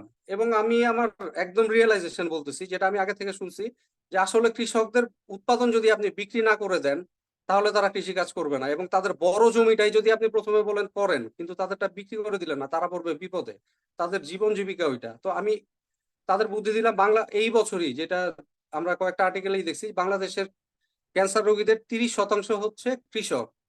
কৃষক যারা খাদ্য উৎপাদন করে তারা কেন ক্যান্সারে পড়বে, এটা আমার একটা খুব কনসার্ন ছিল। তো আমি নতুন করে তাদের যেটা বললাম যে তাদের প্রায় পায়ে ধরলাম যে আপনারা আগাছানাশক হিসেবে প্রথমে অন্তত আগাছানাশকটা ছাড়েন, গ্লাইফোসেট ছাড়েন, রাউন্ড আপ ছাড়েন। তো তারা তো শুনবে না সহজ কথায়, কিন্তু তারপরেও একটা ছোট জমিতে আমরা 2%-3% জমিতে যখন তাদের এটা করতে বললাম, তারা এটা করলো এবং ফসল ফললো সেটা তো তারা খাইলো। বাকিটুকু আমি ঢাকায় বিক্রি করে দিলাম। এবং গ্লাইফোসেট তারা কিছুটা হইলেও মানে ব্যবহার বন্ধ করলো। তাদের কথা হচ্ছে আমার 1 বিঘা জমিতে 5টা কামলা নিতে হবে যদি আমি গ্লাইফোসেট ব্যবহার না করি। কৃষিটা তো এখন মূলত মানে খোরাকি কৃষির জায়গা নাই, এটা আসলে একটু বাণিজ্যিক আকার ধারণ করছে। তো এই জায়গাটায় ওই ছোট জমিতে দেওয়ার পরে তাদের কিছুটা হইলেও তাদের মধ্যে চেঞ্জ আসছে, তারা সার বীজ দেয় না রাসায়নিক, এবং গ্লাইফোসেটের ব্যবহারটা তারা কমায় আনতেছে। তো এই ছিল মানে কৃষকদের প্রথমে ইনভলভ করার আমার মানে চেষ্টাটা, এবং আর এটা মানে একটা রূপে দেয়া। তো এই বছর আমি দেখলাম আমার গ্রাম পুরোটাই আসলে পেঁয়াজ চাষ এবং মরিচ চাষের জন্য বিখ্যাত। এই বছর আমরা 1000 টাকা কেজিতে মরিচ কিনেছি ঢাকায়। এবং আমাদের গ্রামে পুরো গ্রামে মরিচ, আমাদের পুরো গ্রামটা আসলে মরিচ দিয়ে ঢাকা থাকে, 10-15-20টা ট্রাক সবসময় রেডি থাকে। সেখানে আমাদের কারো ক্ষেত্রেই 3 কেজির বেশি মরিচ নেই, প্রত্যেকদিন যেখানে 1 মণ, 1.5 মণ, 2 মণ মরিচ পায়। তো তাদের আমি এবার নতুন করে বোঝানো শুরু করলাম, এই যে দেখেন যে এবার যে অতিরিক্ত তাপ হইছে, খরা হইছে, এইটাতে আপনার এই অবস্থা। আজকে যদি আপনার মরিচের এই অবস্থা হয়, কালকে আপনার ধানের ক্ষেত্রে এটা হইলে আপনি খাবেন কই? 200 টাকা চাল হয়ে গেলে তো আপনি খেতে পারবেন না। তাহলে আমরা কি করব? মানে এইবার কৃষকদের আমি রাজি করাইছি যে আমরা কিছুটা ধানের চাষ করব, যেটা আমরা মানে জৈব পদ্ধতিতে করব এবং দেশি বীজে করব। আর 2 নাম্বার কথা, এইবার যে আমাদের মরিচের যে ক্রাইসিস, এইটা দেখে আমি চিন্তা করলাম যে আমাদের কৃষি পণ্য কিছু সময় দাম অনেক কমে যায়। যেমন মূলা 2 টাকা কেজিও কিনে না, গাজর 2 টাকা কেজিও কিনে না, বা এরকম অনেকগুলো ফসলের ক্ষেত্রেই হয়। তো এইবার আমি চেষ্টা করি কি যে মানুষের বাইরের কিছু নলেজ থাকে যেটা আমাদের কৃষকদের জন্য যদি ভালো হয় সেটা তাদের দিব। তো এই বছর আমরা যেটা করলাম, আমরা একটা সোলার ড্রায়ারের মতো বানাইলাম। এই সোলার ড্রায়ারটা উদ্বৃত্ত খাদ্যটা শুকায় ফেলবে, খুব সহজে বানানো যায় জাস্ট প্লাস্টিক ব্যবহার করে। তো এইটা পরবর্তীতে যখন কৃষকের দাম কম মানে জিনিসটার দাম ফেরত আসবে তখন সে বেচবে বা নিজে খাবে। আর মানে ক্লাইমেট চেঞ্জ সম্পর্কে আমার ধারণা আমরা এখানে যারা আছি সবাই কিছুটা জানি যে খাদ্য সংকট খুব তীব্র হবে। তখন কিন্তু এই যে সোলার ড্রায়ারে শুকানো খাদ্যগুলো কিন্তু তাদের খুব কাজে লাগবে। তো আমি রিসেন্টলি এই সোলার ড্রায়ার নিয়ে খুব ভালো মতো লাগছি। আর আগেই বললাম যে কৃষক সহজ সমাধান চায়, তারা ফ্যানের বাতাস খায়, তাদের অভ্যাস নষ্ট হয়ে গেছে, কৃষকরাও এটা স্বীকার করে। তো সহজ সমাধান হিসেবে এবার আমি কিছু ভার্মি ওয়াশ করব। যে ভার্মি ওয়াশ হচ্ছে এক ধরনের সার, তরল সার, যেটা কৃষকের জন্য হরমোন হিসেবেও কাজ করে, কীটনাশক হিসেবেও কাজ করে এবং অনুপুষ্টিগুলো দেয়।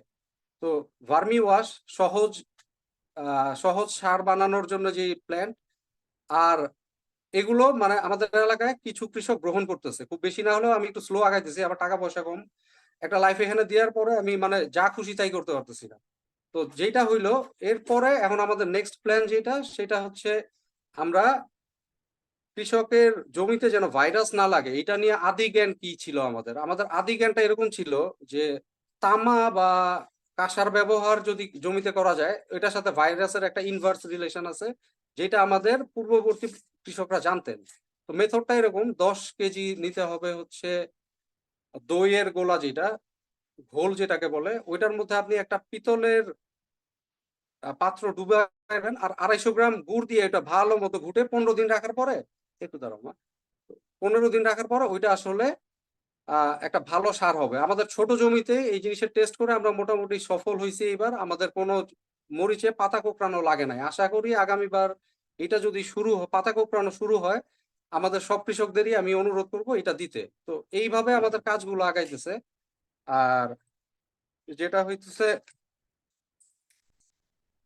আমরা আরো কিছু কাজ করি আমাদের এলাকায়। এখন আমরা দেখি যে আমাদের গাছগুলো সব কলম করা ফলের গাছ, যেগুলো আমরা আগে দেখি নাই, বা কিছু মানে বিদেশি গাছ দিয়ে ভরে যাইতেছে। কৃষকের বাড়িতে কোনো লোকাল কোনো গাছ নাই। আমাদের এলাকায় প্রচুর বন্যা গাছ হইতো, প্রচুর হিজল গাছ ছিল, এগুলো সব কৃষকরা কেটে ফেলতেছে। তো আমরা যেটা করা শুরু করলাম, যেহেতু আমার একটা কমিউনিটি হয়েছে, অনেকগুলো প্রতি জমি আমরা পাই, আমরা কিছুটা এই জিনিসগুলোর বীজ কিনি, সরকারি এই গাছগুলা কিনি, এগুলো রাস্তার পাশে বলেন যেখানে খুশি মানে যেখানে আমরা জায়গা পাই ওখানে এইগুলা লাগাই দিতেছি। তো এই পর্যন্তই আমার কাজ গেছে, মানে পরিবেশ নিয়ে আছে। আর আমাদের ভবিষ্যৎ পরিকল্পনা যেটা, আমরা একটা কৃষি স্কুল খুলবো, যেখানে শহরের বাচ্চারা যাবে, যারা ধান গাছ চিনে না, ধান গাছ ঘাস বলে, বা যাদের কাছে খাবার মানে প্যাকেটজাত খাবার, যাদের কাছে খাবার মানে হচ্ছে সুপার শপ থেকে কিনে আনা খাবার, তো তাদের আমরা কিছুটা হলেও কৃষি সম্পর্কে ধারণা দিব। তাদের বাবা মা সহ আমরা আমাদের খামারে ইনভাইট করব। আর নলেজ এক্সচেঞ্জ সেন্টার নাম নিয়ে শহরের লোকজনের কথাটাও আমরা শুনবো, গ্রামের কৃষকদের কথাটাও আমরা শুনবো। তো এইভাবে আমার কাজ চলতেছে। বিপণনটা যেহেতু চলতেছে সেহেতু আমি উৎপাদন নিয়ে এখন একটু সাহসী হইতে পারি। এর মধ্যে একটা ব্যাপার ঘটে যায়, এই বছরের শুরুতেই জলবায়ু পরিবর্তনের এই সময় কৃষি কেমন হবে সেটা নিয়ে একটা কেস স্টাডি প্রতিযোগিতা করে। তো এইটাতে আমার যে কেস স্টাডিটা ছিল এটা থার্ড হওয়ার পরে ব্যাপকভাবে এটা সোশ্যাল মিডিয়ায় প্রচার করতে থাকি। প্রচার করার ফলে যেটা হইলো, আমার উপর লোকজনের আস্থাটা বাড়লো। তারা আমার কাছ থেকে এখন প্রচুর পরিমাণে জিনিসপত্র ক্রয় করতেছে। আমি চাহিদা পূরণ করতে আমার মাঝে মাঝে কষ্ট হইতেছে। তো এই জন্য অ্যাকশন এইডকে আমি একটা ধন্যবাদ দিতে পারি, আমার খুব বড় একটা উপকার এখান থেকে হয়েছে। তো আমরা তারপরেও আমরা চেষ্টা করি কৃষকদের নেক্সট পরিকল্পনায় যেটা থাকবে যে আমরা কাজটা বড় করব, শুধু আমার গ্রামেই না, আরো চারপাশে এই মডেলটা আমি ছড়াই দিব। আর আজকের প্রোগ্রামটাই আমার যেটা ভালো লাগলো, আমরা যেটা করি, আমি লোকালি বললেন মানে ঢাকায় অনেক জায়গায় কৃষকদের সাথে আলোচনার মিটিং এ আমি গেছি, সব জায়গাতেই কৃষকরা শুধু শোনে, তাদের গেলানো হয় নানা ধরনের কথাবার্তা। কিন্তু আজকে এখানে কথা বলে আপনি মানে আমার কথাটা শুনলেন, এই জন্য, বা সবাই আমার কথাটা মনোযোগ দিয়ে শুনলেন, এই জন্য আপনাদের সবাইকে ধন্যবাদ।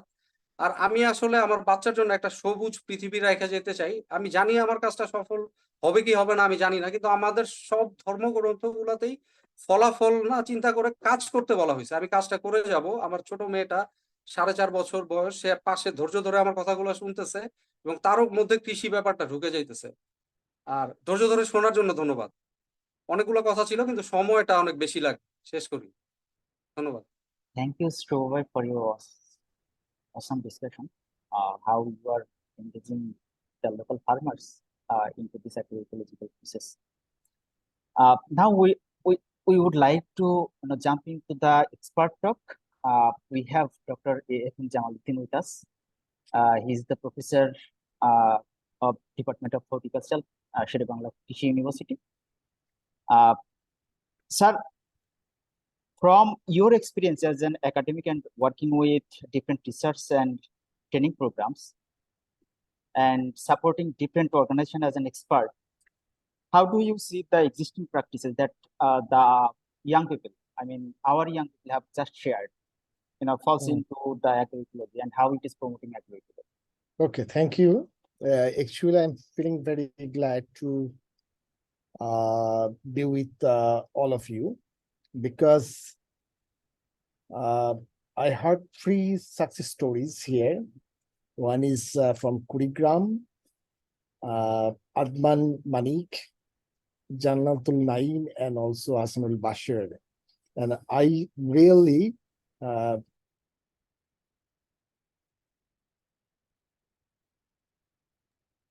Sir, you became mute. Sir, unmute. Sir, unmute the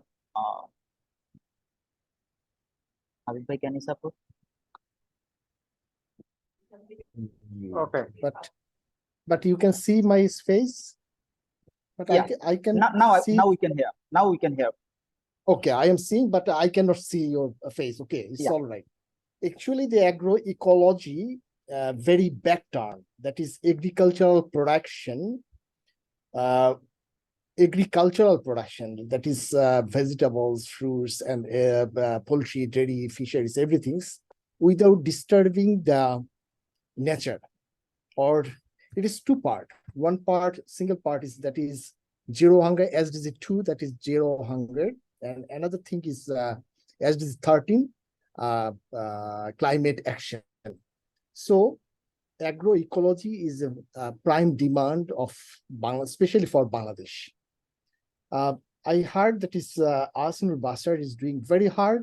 He is working, his works is very interesting for me, and it is also very important for our climate change, to face the climate change. Now, due to the audience of Bangladeshi audience, so I am speaking in Bangla for the Adman Manik, Jannatul Naim, and also the Hasan Bashir. That is, আমরা বাংলাদেশে দীর্ঘদিন ধরে কিন্তু অনেক practice ছিল, অতীতেও ছিল, বর্তমানেও আছে। অতীতে যে প্র্যাকটিস গুলো ছিল সেগুলো সবগুলো নেচার বেসড, এবং বর্তমানে যেগুলো আছে সেগুলো সবগুলো হচ্ছে human engineered. That is one kind of, that is, we are using a lot of synthetic pesticides and synthetic fertilizer. So our challenge is two. One challenge is that is zero hunger, that is we have to produce the agriculture production, and another is we have no right to disturb our nature. So what we should do, that is Ahsanul Basan ভাই বলেছেন, that is উনি চেষ্টা করছেন vermicompost, vermi tea, and also some insecticides and Sanjeevani, that is very nice. But আমাদের চারপাশে কিন্তু প্রচুর পরিমাণে ইনসেক্টিসাইড নিয়ে কৃষকের পাশে বসে আছে। This is the problem. আপনি ইনসেক্টিসাইড না দেওয়ার জন্য বলছেন, আপনার সাউন্ডটা কিন্তু খুবই পুয়ার, বাট যারা খুব জায়েন্ট সাউন্ড তারা কিন্তু বলছে দ্যাট ইজ আপনাকে ইনসেক্টিসাইড ব্যবহার করার জন্য, এবং অনেক সময় কিন্তু ক্রেডিটে দেওয়া হচ্ছে ইনসেক্টিসাইড গুলো, এবং ফাঞ্জিসাইড গুলো ক্রেডিটে দেওয়া হচ্ছে, এবং আপনার পাশেই কিন্তু পাচ্ছেন হচ্ছে প্রচুর পরিমাণে ফার্টিলাইজার দোকান যেগুলো সিনথেটিক ফার্টিলাইজার ব্যবহার করছে। সো প্রবলেম হচ্ছে আমাদের যে আমাদের মেন্টালিটি চেঞ্জ করতে হবে, এবং এইটাই কিন্তু অ্যাকশন এইড করছে, যেটা হচ্ছে ইয়াং এন্টারপ্রিনার অথবা ইয়াংদেরকে ইনভলভ করছে। আমি দেখেছি যখনই ইয়াংদেরকে কেন আমরা বারবার বলছি, কারণ হচ্ছে তারা বিভিন্ন নিউ টেকনোলজি গ্রহণ করতে পারে, চ্যালেঞ্জ গ্রহণ করতে পারে, তারা প্রতিনিয়ত নতুন কিছু শিখতে চায়, প্রতিনিয়ত মানুষের ভালোর জন্য কাজ করার জন্য চেষ্টা করে ইয়াংরাই কিন্তু। বাট ইয়াংরাই কিন্তু এই চেষ্টাগুলো করে থাকে, কিন্তু বাইরের অন্য মানুষগুলো কিন্তু, আমরা যারা বয়স্ক হয়ে গেছি তারা কিন্তু এটা করতে পারি না বা করতে চাই না, আমরা চ্যালেঞ্জে যেতে চাই না। সেই থেকে আমি দেখছি যে আহসানুল বাশার ভাই, জান্নাতুল নাইম ভাই, ওরা যে কথাগুলো বলেছেন খুব সুন্দর, বাট আমার কিছু কথা আছে। কথাগুলো হচ্ছে, আপনি যদি সিঙ্গেল ইস্যুস ধরে আগান তাহলে কিন্তু সাস্টেইন করবে না। যেমন শুধু ভার্মি কম্পোস্ট অথবা অর্গানিক চিন্তা করছেন, সাস্টেইন হচ্ছে এখানে কিন্তু আহসানুল ভাইয়ের মতো করে চিন্তা করতে হবে যে আপনি শুধুমাত্র ফার্টিলাইজার রিপ্লেস করলেন কিন্তু ইনসেক্টিসাইড রিপ্লেস করলেন না। কৃষক ইনসেক্টিসাইড বাজার থেকে কিনে স্প্রে করলো, তাহলে কিন্তু আউটপুট আবার জিরো হয়ে গেল। সো কম্প্যাক্ট প্ল্যান করতে হবে যে আমি স্যালাইন বেল্ট এরিয়াতে কিভাবে ওই পিপলরা স্যালাইন মাটিতে অথবা হাইড্রোপনিক্স টেকনিকে অথবা জিও ব্যাগের ভিতরে কিভাবে ক্রপ প্রোডাকশন করবে, সেটা কিন্তু আমাদের ইয়াংদেরকে শিখিয়ে দিতে হবে। আবার যারা হিলি জোনে আছে তারা কিভাবে ইরিগেশন ফেসিলিটিস গুলো দিবে, what is the technology for retain the soil water, সেগুলো কিন্তু আমাদেরকে শিখিয়ে দিতে হবে ওই এলাকার জন্য। আবার প্লেইনল্যান্ডে যারা আছে তারা কিন্তু মাল্চ ব্যবহার করবে বা মাল্চ ব্যবহার করবে না। দেখেন, খেয়াল করে দেখেন, কৃষকের পায়ের সবার ঘা হয়ে গিয়েছে এবং মাটিতে যেই সয়েল হেলথ নষ্ট হয়ে যাচ্ছে শুধুমাত্র আমাদের উইডিসাইড ব্যবহার করার জন্য। এবং বাজারে কিন্তু এটা খুবই অ্যাভেলেবল। আপনি আহসানুল ভাই বাজার থেকে ওই মাঠ থেকে চলে আসবে, সাথে সাথে কৃষক কিন্তু উইডিসাইড ব্যবহার করে দিবে, কারণ হচ্ছে উইডিং এর জন্য অনেক টাকা খরচ করতে হয়। সো এই টাকাগুলো খরচ না করার জন্য তারা কিন্তু, আহসানুল ভাই কিন্তু বলেছেন এই কথাগুলো, আমি শুধু তার সাথে আমি এগ্রি করছি। সেই জায়গাতে আমরা টোটাল একটা প্যাকেজ তৈরি করতে হবে, যে আমি ফার্টিলাইজার ম্যানেজমেন্ট করে দিব, আমি ইনসেক্টিসাইড ম্যানেজ করতে পারবো, light tap, yellow tap, pheromone tap, অথবা গুড এগ্রিকালচারাল প্র্যাকটিস, কৃষি চর্চা, আধুনিক কৃষি চর্চা বা উত্তম কৃষি চর্চা, এগুলো ব্যবস্থাপনাগুলো তাদেরকে ট্রেন করা দিতে হবে। পাশাপাশি এই অ্যাফোর্ডেবল টেকনোলজি কৃষকের কাছে, আমার এলাকায় আমি পাচ্ছি না, তাহলে তো আমার ইন্টারেস্ট হারিয়ে ফেলবো, তার কাছে সহজে যেন সে ঢুকতে পারে এবং সহজে যেন এই টাকা দিয়ে কিনতে পারে, সেই ব্যবস্থাগুলো করে দিতে হবে। এবং ইয়াংদেরকে প্রচুর পরিমাণে ট্রেনিং দিতে হবে টোটাল প্যাকেজ গুলো দিয়ে।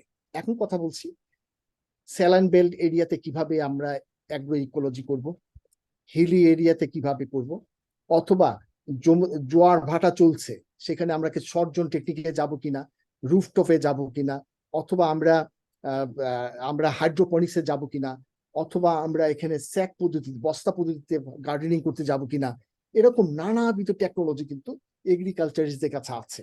এর জন্য হচ্ছে তাদের সাথে দুটো মিলিয়ে যদি আমরা কিন্তু অ্যাপ্রোচ গুলো করি, এবং এখানে কিন্তু কৃষকের স্ট্রেংথ দেখতে হবে। কৃষকের স্ট্রেংথ আমরা বলি যে ফার্মার্স সোয়াট অ্যানালাইসিস করতে হবে। সোয়াট অ্যানালাইসিস তার ওই ফার্মারটার ধান উৎপাদন করে, তাকে যদি আমি ভেজিটেবলস এর কথা বলি সে শুনতে যাবে না, তাকে বোঝাতে হবে ভেজিটেবলস করলে তার কতটুকু প্রফিট হবে। সেভাবে সোয়াট অ্যানালাইসিস, স্ট্রেংথ গুলো, উইকনেস গুলো সবগুলো দেখিয়ে, এবং তার যে প্রোডাকশন গুলো, আসানুল ভাইয়ের কথাগুলো আমার খুব টাচ করেছে মনের ভিতরে, যে কৃষক যদি বিক্রি না করতে পারে মার্কেট প্রাইসটা কেমন হবে, ট্রান্সপোর্টেশন সিস্টেম আছে কিনা, সেই ট্রান্সপোর্টেশন সিস্টেমের ভিতরে ট্রেসিবিলিটি আছে কিনা, কারণ তার তো হাই প্রাইস দিয়ে বিক্রি করতে হবে, ট্রেসিবিলিটি আছে কিনা, সবগুলো যখন ইনকর্পোরেট হবে তখনই কিন্তু অ্যাগ্রো ইকোলজি হবে। আরেকটা জিনিস হচ্ছে খুব ইম্পর্টেন্ট, বর্তমানে দেখবেন আহসানুল ভাই অনেকটা বোকাশোকা মানুষ, যার জন্য কৃষির দিকে গিয়েছেন, কিন্তু উনি যদি ঢাকায় বসে অনলাইন বিজনেস করতেন তাহলে কিন্তু অনেক টাকা বেশি ইনকাম করতে পারতেন। কিন্তু এই রকম মানুষগুলোকে বুঝানোর দায়িত্ব কিন্তু আপনাদের। অ্যাকশনে বুঝাবে ইয়াংদেরকে, এই ইউথদেরকে বুঝাবে যে এইটা কিন্তু নেচারের কাজগুলো করা কিন্তু আমাদের দরকার, এখন খুব দরকার। এই ইয়াংদেরকে আপনি মোটিভেট করার জন্য আরো কিছু কাজ আছে। Modern technologies in agriculture. Modern technology কেমন?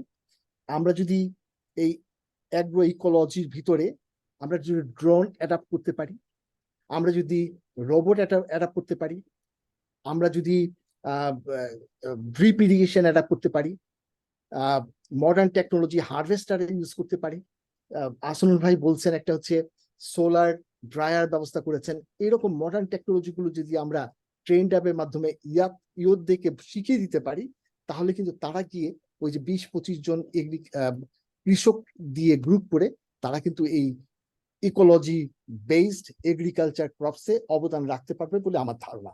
সো ট্রেনিং এর বিকল্প নাই, মডার্ন টেকনোলজির বিকল্প নাই, অবশ্যই সবগুলো সোয়াট অ্যানালাইসিস করে করে করতে হবে, লোকেশন টু লোকেশন কিন্তু ডিফারেন্ট হবে।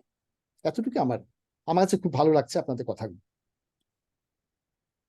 Thank you, Professor A.F.M. Jamaluddin, for your insightful discussion on how our young people is practicing the agroecology in their context and involving the government. Now we would like to listen to Mohammad Mahmudul Hassan. Mahmudul Hassan is the manager, Resilience and Climate Justice at Action Bangladesh. Mahmudul, I want to ask a couple of questions. How ActionAid has been, providing the capacity building support to the local farmers, and how the organization is advocating with the policymakers, to promote the agroecology nationally, and how all this process, contributing to the resilience building issue.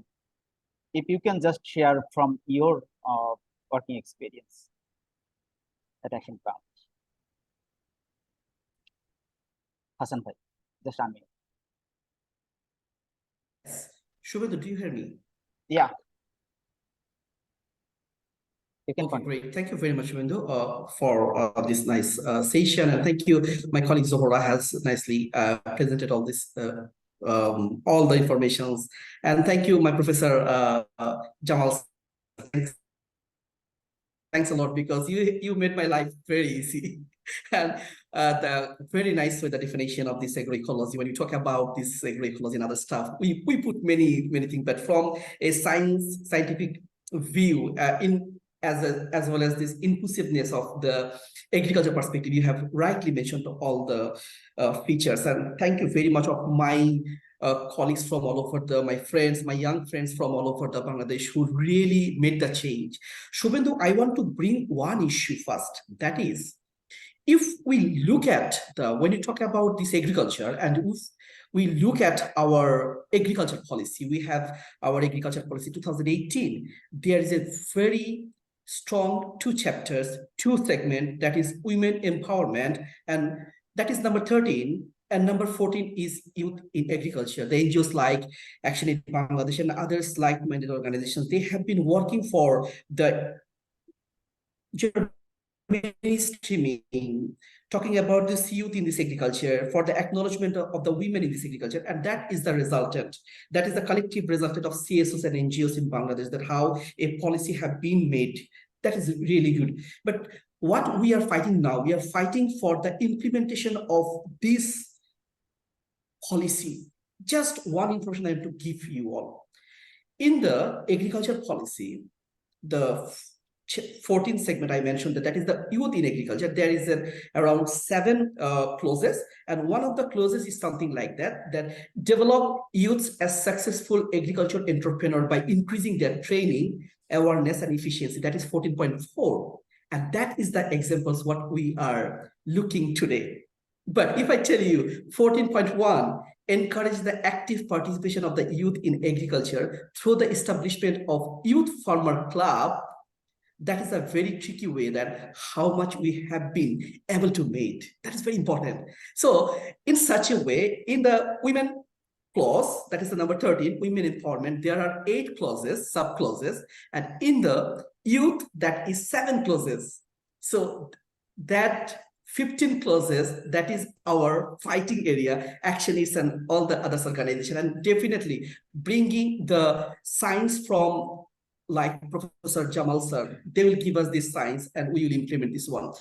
Action in Bangladesh from several projects. We are working for the gender mainstreaming in this agriculture. We have a very good research, but we had a very good project that is women-led food security, and in believe ActionAid is working for the climate resilient sustainable agriculture that my colleague Zohra mentioned in her presentation. When you talk about this climate resilient agriculture, that is something we have actually 7 pillars, and those pillars made a situation, made a environment that is very important. And that CRSA includes, if I mention this one, gender equity and women rights, soil conservation, sustainable water management, agrobiodiversity preservation, livelihood diversification, and food processing, as well as the marketing, that improved processing and marketing that we are talking about now. One of my friends, they mentioned about the market, and last one is supporting farmers association.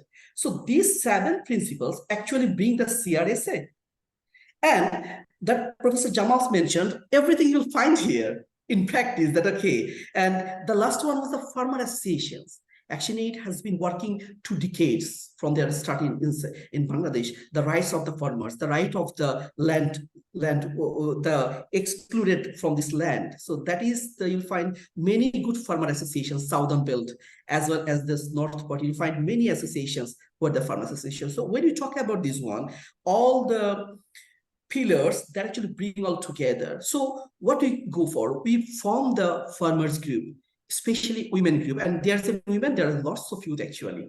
And Zohra rightly mentioned the seed bank, we provide the training, how they will do this type of work, how will they go for this agriculture. We bring the officials from the extension department of the agriculture. That is the one of the main perspective that Professor Jamal sir rightly mentioned, that how the technologies will be brought to this door of the farmers, and the responsible department is that Department of Extension. So we bring the officials from the Department of Extensions to our farmer groups, youth groups and women's group, as well as we go for the crop patterns or the changing integration of vermicompost, the even biopesticides, that all we know that how about the chemical fertilizer and as well as the chemical pesticides. So how people can use this type of organic fertilizers in their land, that is very important. How they will make their value chain of their product, that is very important. So what ActionAid did over the years, we are trying to make women corner in a market. My friends, আমার যারা সবাই শুনছেন, আমার বন্ধুরা, আমার professor sir নিজে আছেন, আমি আসলে ভয় করি যখন স্যারদের সাথে কথা বলি, ডেফিনেটলি এটা আমাদের জন্য একটু শেখার এবং ভয়ের বিষয়। আমরা ActionAid বাংলাদেশ দীর্ঘদিন থেকে টিপিক্যাল যে মার্কেট বাজারগুলো আছে সেখানে আমরা এখন নারী কর্নার করছি, উইমেন কর্নার করছি। আমার একটা ইউথ যখন মার্কেট করছে, আমি যদি নারী, আমার একটা লেটস সে 20 বছর বা 25 বছর একটা নারী, সে যখন উৎপাদন করে, সে বাজারে যে নিয়ে আসতে চায়, সেই সময় সে স্বাচ্ছন্দ্য বোধ করে না আমাদের টিপিক্যাল মার্কেট। এবং তার যদি একটা প্রয়োজন পড়ে একটা রেস্ট, বা ইভেন কারো যদি বাচ্চা থাকে, সেই শিশুটাকে নিয়ে সে কোথাও একটা রেস্ট নিতে পারে না, স্যানিটেশন অ্যান্ড ওয়াশিং ব্যবস্থা একদম ভালো না আমাদের মার্কেটগুলোর ক্ষেত্রে। তো আমরা একটা যেটা করেছি যে আমরা একটা উইমেন কর্নার করেছি, এবং সেই উইমেন কর্নারে যেন আমাদের নারীরা, নারী কৃষকরা অথবা যারা আছেন, আমি একটু নারী ফোকাস বলছি কারণ আমরা এরকম পরিচেষ্টা নারী কর্নার বলে করেছি। তো সেক্ষেত্রে ডেফিনেটলি 18 থেকে 35 মধ্যে যারা সবাই আসবে, প্রত্যেকে আমার ইউথ গ্রুপের মধ্যে আছেন, তারা সেই প্রোডাক্টটা কিন্তু এখন ওই উইমেন কর্নারে বসতে পারছে বাজারের মধ্যে। এরকম 4 থেকে 5টা, আমি যদি বলি উত্তরে কলাপাড়াতে আমরা করেছি, লালুয়া ইউনিয়ন, অনেকে নাম শুনবেন যারা আমার দক্ষিণের বন্ধু আছেন, চম্পাপুরি ইউনিয়ন সেখানে করেছি, উত্তরে করেছি আমরা ঘোড়াঘাটে, এবং দিনাজপুরের আরো কিছু জায়গা আমরা করছি। আমরা একটা উদাহরণ ক্রিয়েট করতে চাই, এবং শুধুমাত্র ActionAid না, এর আগেও অনেক এনজিওস আছেন যারা চেষ্টা করেছেন। আমরা বোঝার চেষ্টা করেছি কেন এটা ফাংশনাল হয় না, that is the most tricky point. তো এই ফাংশনাল কেন হয় না সেটা যদি আমরা বুঝতে পারি, দেন আমি এই জাতীয় মার্কেটগুলো নিয়ে যেতে পারি, এবং আমরা একটা উদাহরণ ক্রিয়েট করে বলতে চাই এবং গভর্নমেন্টের কাছে নিয়ে যেতে চাই যে দেখেন আমরা কিন্তু CSO এনজিওস গুলো এই কাজগুলো করছি, কিন্তু ম্যাসিভ স্কেলে তো উই ক্যান ডু দ্যাট। আপনাদেরকে নিয়ে যেতে হবে। আমাদের এনজিওর কাজ হচ্ছে একটা উদাহরণ ক্রিয়েট করা। আর বিশ্বাস করি ActionAid-এর যে আমার এই কলিগসরা যে দীর্ঘদিন ধরে আমরা একসাথে করছি, ইউথদেরকে নিয়ে যাচ্ছি। আমার ইউথরা যখন একটা বায়োগ্যাস নিয়ে কাজ করছে, সেই বায়োগ্যাস মডেল নিয়ে তারা কাজ করছে, এবং সেটাকে আমরা কি করছি, আমরা কম্পিটিশনের মাধ্যমে আমরা নিয়ে আসছি। এবং যখন কম্পিটিশন নিয়ে আসা হচ্ছে, তখন আমার আরো 10টা ছেলে মেয়ে কিন্তু উৎসাহিত হয় এই কাজগুলো করার জন্য। এবং যখন এরকম 3 থেকে 4টা উদাহরণ যখন আমরা ক্রিয়েট করতে পারি, তারা কিন্তু একটা রোল মডেল হিসেবে কাজ করে। তো আমি আবার একটু ব্যাক করি এবং ফিরে যাই, হয়তো আমাদের অনেক কোশ্চেন থাকবে, যে আমরা সামগ্রিকভাবে যখন বলি ক্লাইমেট রেজিলিয়েন্ট সাস্টেনেবল এগ্রিকালচার, এবং সেই সময় আমরা এইরকম ইনোভেশন আনার চেষ্টা করছি। এবং অনেকগুলো উইমেন গ্রুপ আছে যাদের অল্প অল্প জায়গা আছে, অল্প সম্পত্তি আছে, ছোট জায়গা আছে। তাহলে আমরা কি করছি, কালেকটিভ হইতে 20 জন কৃষক, ইউথ কৃষক, নারীও হতে পারে, তারা তাদের জায়গাটা একটা জায়গায় নিয়ে আসছে, অথবা তারা কিছু লিজ দিচ্ছে। তো জায়গাটা বড় হয়ে গেল, এখন সে বড় জায়গাটা তারা একসাথে সমন্বিত ইন্টিগ্রেটেড ম্যানেজমেন্টের মাধ্যমে তারা সেখানে চাষাবাদ করছে। তারা সয়েল কনজারভেশনের কথা চিন্তা করছে, তারা সিডের কথা চিন্তা করছে, তারা অর্গানিক ফার্টিলাইজার ব্যবহার করছে, আর মার্কেট করার জন্য তো সেই মার্কেট কর্নারটা আছে। তো সামগ্রিকভাবে আমরা ছোট ছোট মডেল করে দেখার চেষ্টা করছি যে কোনটা কাজ করে। এবং যখন এই তথ্যগুলো আমরা বিভিন্ন কেস স্টাডি এবং যখন আমরা বিভিন্ন ডকুমেন্টেশন করবো, দেন আমরা বলতে পারবো যে আচ্ছা ঠিক আছে, বাংলাদেশের এগ্রিকালচার পলিসি 2018-তে হয়েছে, কিন্তু এই ক্লোজ গুলো বা এইগুলো জায়গাতে কাজ করতে আমাদের এখনো বাকি। দেন আমরা গভর্নমেন্টকে সত্যিকার অর্থে বলতে পারি যে এখানে যখন কাজ করার বাকি, তাহলে আমরা সবাই একসাথে সেই জায়গাটায় করি। আমি যেটা সবসময় বলি, and that is all of my colleagues who are listening to us, that is very important. Training in terms of capacity building, that is most important. You can give some money and I can purchase food and it would be lost. Okay, definitely it would not be lost. It will be by injustice me. But fact is that if I give you a training, if I give you some basic of this capacity building, it will be retained inside yourself. You can also train ourselves. So that is one of our main target, that we will create a pool of the trainers. So let's say my young friends, Naim, Adnan, Soro, whoever, if I have a very good pool, they will transmit that capacity building to the other villages. Because from Dhaka, people, okay, this is Hassan, this is Shubhendu from Action Aid, this is Dhaka's people, okay. But if Jannatul Naim talk, if my colleague Adnan talk from their local community, that is really much more effective. And we believe that hands on hands all together, it's a nexus of a triangle. It's an academicians like my Professor Jamal sir, like practitioners like us, and who are development works. If we bring all together to these policy makers, we believe that it is really possible for resilient Bangladesh. That flag will be drawn by my youth group. Thank you. Thank you, Hassan Bhai, for sharing the awesome practices of Action in Bangladesh and how it is contributing to the national policy and promoting the agroecology. Now, I would like to open the floor for the audiences. If you have any question, please raise your hand. We'll take some few questions.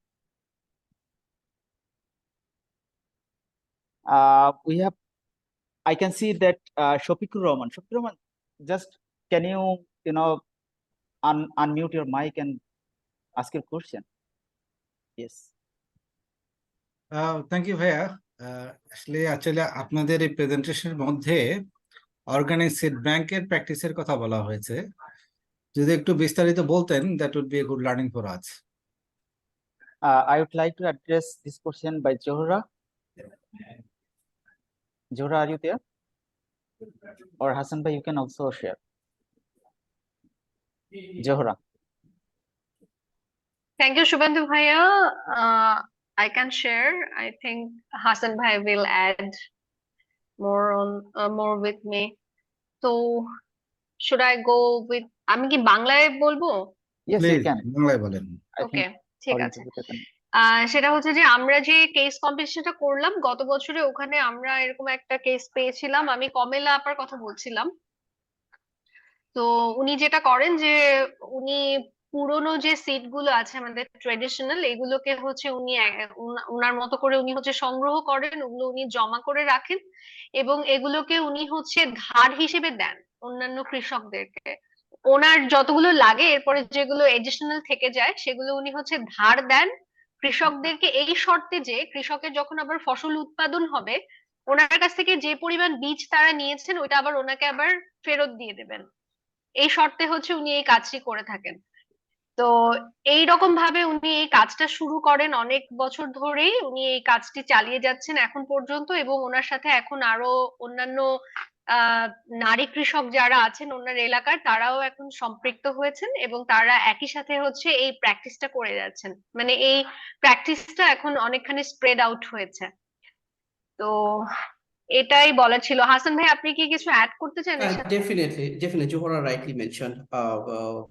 যেটা আমরা বলি যে inherent একটা বীজের sir Jamal sir আছেন, আমরা খুব বেশি বড় এগ্রিকালচারিস্ট না, বাট সামটাইমস আমরা ভুল করি। সেটা হচ্ছে যে বীজের ক্ষেত্রে আপনি যে ইনহেরেন্সটা টিকিয়ে রাখা, ইনহেরেন্স বা সেভারাল আমরা যেটা হাইব্রিড বীজও বলি। তো যেটা হয় যে আমাদের কৃষকরা তো আসলে বাংলাদেশে যেটা হয় একটা সময় হতো যে তারা বীজটাকে সংরক্ষণ করে। আমরা যদি দেখি যে কপি ক্ষেত, এখন যদি গ্রামগঞ্জে যায় কপি ক্ষেতে দেখা যায় একটা কপি তারা রেখে দিয়েছে, যে এটাকে আমার নানাকে দেখেছে দিনের পর দিন ওটাকেই তারা করেছে, কারণ হাইব্রিড বীজের আগ্রাসন that is the much largest one. So যেটা জহুরা রাইটলি মেনশন, যে নিজেদের মধ্যে সেই বীজটাকে ডিসিমিনেট করা, এবং এটা যখন একটু বাহির হয়ে যায়, লেটস আমি জানি যে 10 জন গ্রুপে আমরা বীজটা করছি, তো দেখা যাচ্ছে যে এই বীজটা যদি আমরা একটু বাহির হয়ে যায় তা দেখা যাচ্ছে স্বাভাবিক যেটাকে কি বলবো, যেটাকে হাইব্রিডেশন হয়ে যায় মাছ মোর। তো দেখা যাচ্ছে আরেকটা বীজের সাথে অঙ্কুরোদ্গম হয়ে যাচ্ছে বা অন্য বীজগুলো সেটাকে ইনভেট করছে। বাট এটা একটা প্র্যাকটিস হচ্ছে আমরা 10 জন কৃষক বা 20 জন কৃষকের মধ্যে যখন একটা একই বীজ বছরের বছর ক্যারি করছি, বাট একটা সার্টেন লেভেলের পর সেই বীজ থাকে না, কারণ সেটার যে জার্মিনেশন সেটা রিডিউসড হয়ে যায়। But in such a way একটা প্র্যাকটিস ক্রিয়েট করা হয় যে এই বীজটাকে আমরা একটা কারেন্ট একটা ওয়েতে আমরা একটা অরিজিন হিসেবে, বীজ ব্যাংক হিসেবে কাপল অফ ইয়ার্স করতে পারি।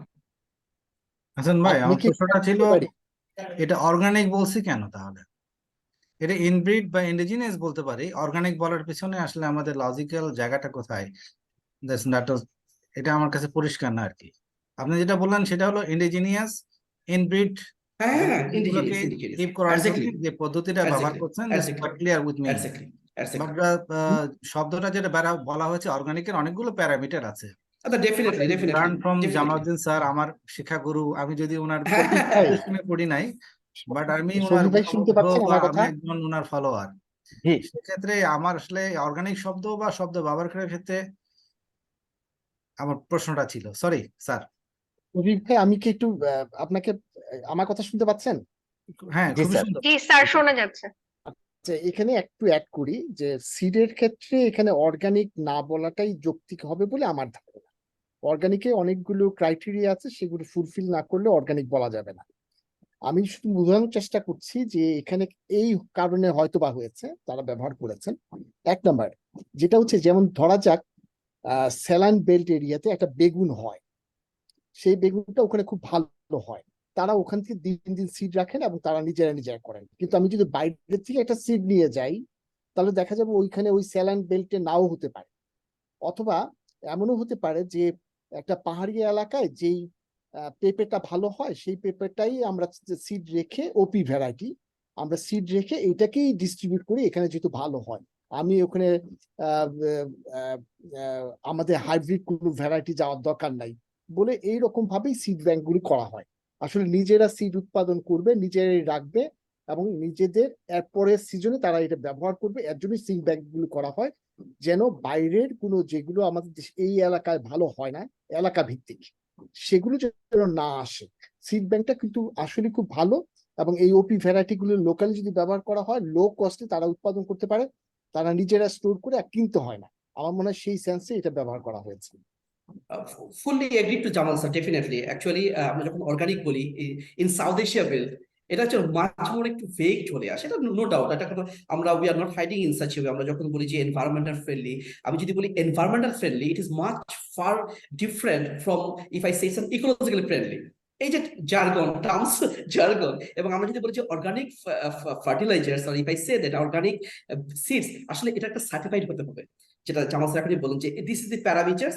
এই প্যারামিটার যদি সে ফুলফিল করে, then it will get in certification. But definitely it's a bit tricky way, but I do agree with you, এটা মাচ মোর বলা উচিত যে indigenous seed bank instead of the organic seed bank, right one.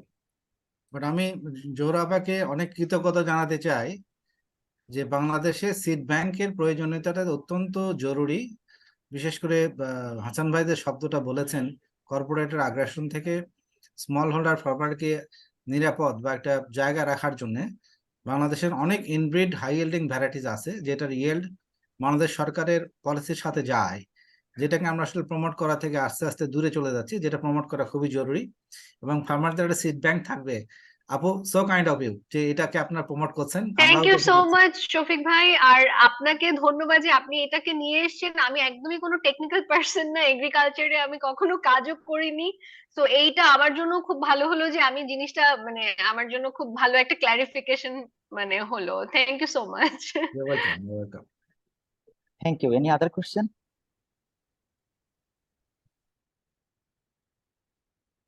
আমি ছোট করে একটা কথা বলতে চাই। জি বাসা ভাই। প্রকৃতিতে যেটা দেখি, যে প্রকৃতিকে আপনি যা দিবেন সেটা সে হাজার গুণে বৃদ্ধি করে ফেরত দেয়। যেমন আমরা প্রকৃতির পলিথিন দিছি, যেটা এখন আমাদের যেই সন্তানের জন্ম হয় নাই তার শরীরেও পাওয়া যাচ্ছে মাইক্রোপ্লাস্টিক। এখন আমরা সারা দেশটা বীজ দিয়ে ভরায় ফেলছি, পলিথিন দিয়ে ভরায় ফেলছি। এখন আমরা তো এটা চাইলেও বন্ধ করতে পারবো না। তো মানে অর্গানিক শব্দটা মানে একটু মানে যদি না ব্যবহার করে আমরা প্রাকৃতিক বলি বা নিরাপদ বলি, দেন ওইটা আরো ভালো। আর আমি কি বুঝাইতে পারলাম কিনা জানি না। জি শুভ ভাই, thank you so much. Now we have another participant, Angshala Marma. Angshala Marma, just you can unmute your mic and ask your question. Thank you দাদা, আমাকে অপরচুনিটি দেওয়ার জন্য। আসলে আমি জয়েন হয়েছি হচ্ছে রোমা বান্দরবান থেকে। আমি একজন ইয়ং অ্যাক্টিভিস্ট। তো একজন স্যার, ডক্টর এফএন স্যার সম্ভবত, উনি আমাদের এরিয়াটাকে খুব বেশি মেনশন করেছিলেন আর কি। আমি এজ এ ওখানকার ছেলে হিসেবে আমরা যেটা দেখি, আমরা যে জুম কাল্টিভেশন, ওটা আমরা প্রায় মানে একটা জুম চাষ করতে আপনার বেশ কয়েক বছর আগে দেখতাম, আমরা 10-15 বছর পর একটা জুম এরকম চাষ করতাম। বাট এখন দেখি 2-3 বছরের মধ্যে একটা জুমকে আবার নতুন ভাবে চাষ করতে হচ্ছে আপনার। এটা ফলে আমাদেরকে মানে আমাদের শস্য উৎপাদনের জন্য অনেকগুলো মানে কেমিক্যাল ইউজ করতে হচ্ছে। এটা হচ্ছে এক আপনার। আর দ্বিতীয়ত মানে সার যেটা বলছিলেন হিলি এরিয়া গুলোতে আমরা যেটা দেখি আপনার সম্ভবত চায়না আর ইন্ডিয়া সামথিং ওই জায়গাগুলোতে মানে ওরা হিলি জায়গাগুলোতে মানে ব্লক ব্লক করে যেটা ধান চাষ করা হয়। আমরা আমরা যদি এরকম ওই সিস্টেমটা যদি আমাদের হিলে জায়গা ইমপ্লিমেন্ট করা যায় তাহলে আমার মনে হয় আমাদের অনেকগুলো জায়গা বেঁচে যাবে, যেটা একটা গ্রামের লোকরা যে একটা জায়গায় এক বছর পর পর যে ধরনের দিয়ে চাষ করা হয় ওটা অনেকগুলো জায়গা বেঁচে যেতে পারে।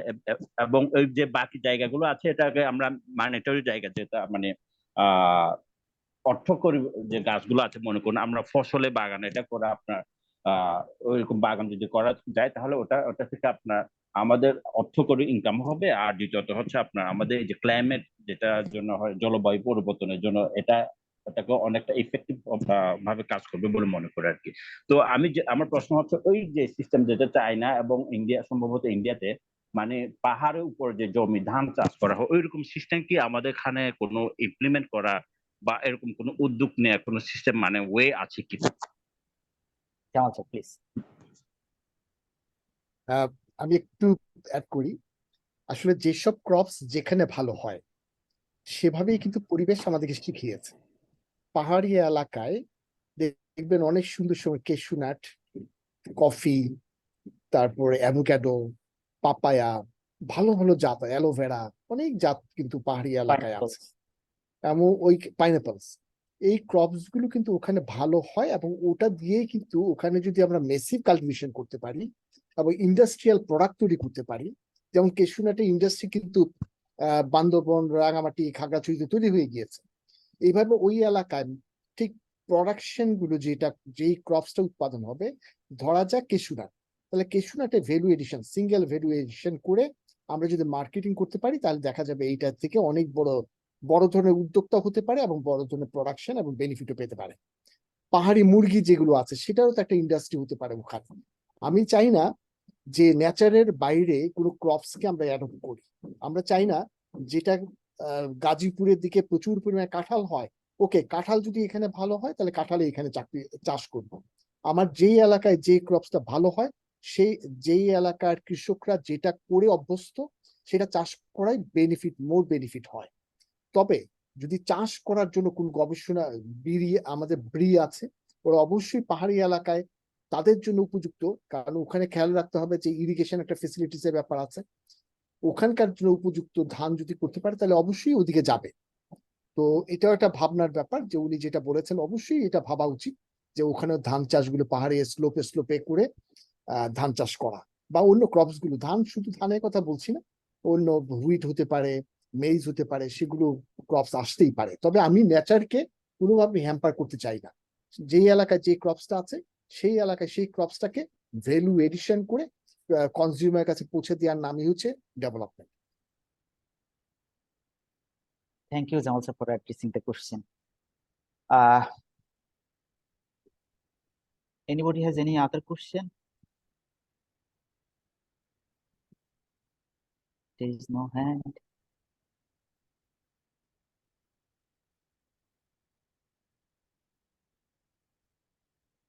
If there is no question, I would like to just end the session here. Thank you so much, the respected speakers and the presenter, for your nice presentation and insightful discussion. We are winding up, so thank you so much everyone for your perspective today. We appreciate you for your valuable time and contribution.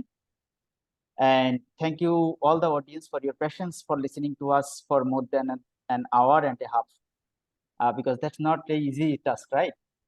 And our suggestion is please be connected with the people. Connect with the people who want to learn more about your experience. Ahsanul Bashar Bhai, Naeem and Adnan Manik, just যদি কোনো question আপনাদের কাছে আসে অবশ্যই আপনারা কোশ্চেনগুলোর answer করবেন আপনাদের জায়গা থেকে, এবং এতে যেটা হবে সেটা হলো যে আমরা আমাদের যে নলেজ এবং এক্সপিরিয়েন্সগুলো সেগুলা শেয়ার করে দিতে পারবো। As we are at the end of the whole kind of insightful discussion, just I would like to say that climate change is real, and you know that the COP 28 and COI 18 is coming, right? So আমাদের এই ধরনের discussion গুলা COP 28 এ নিয়ে যাওয়ার জন্য আমাদের জায়গা থেকে প্রচুর কথা বলতে হবে। আমাদের এই হাউস গুলো ওপেন করে দিতে হবে, যাতে করে আমরা মনে করেন যে মোর কমিউনিটি, মোর ডিসকাশন এই জায়গাতে করতে পারি এবং এই ডিসকাশনটাকে এই হাউসের বাইরে নিয়ে যেতে পারি।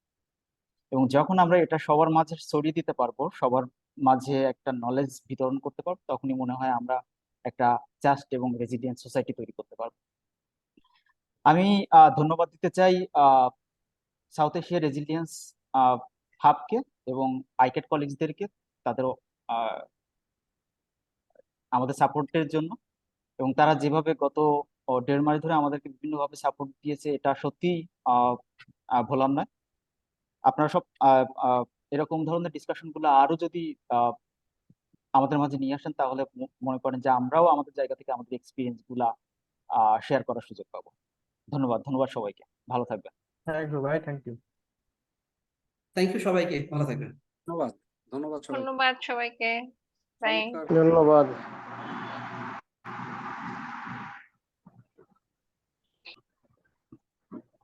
Habib bhai, you can just stop the recording.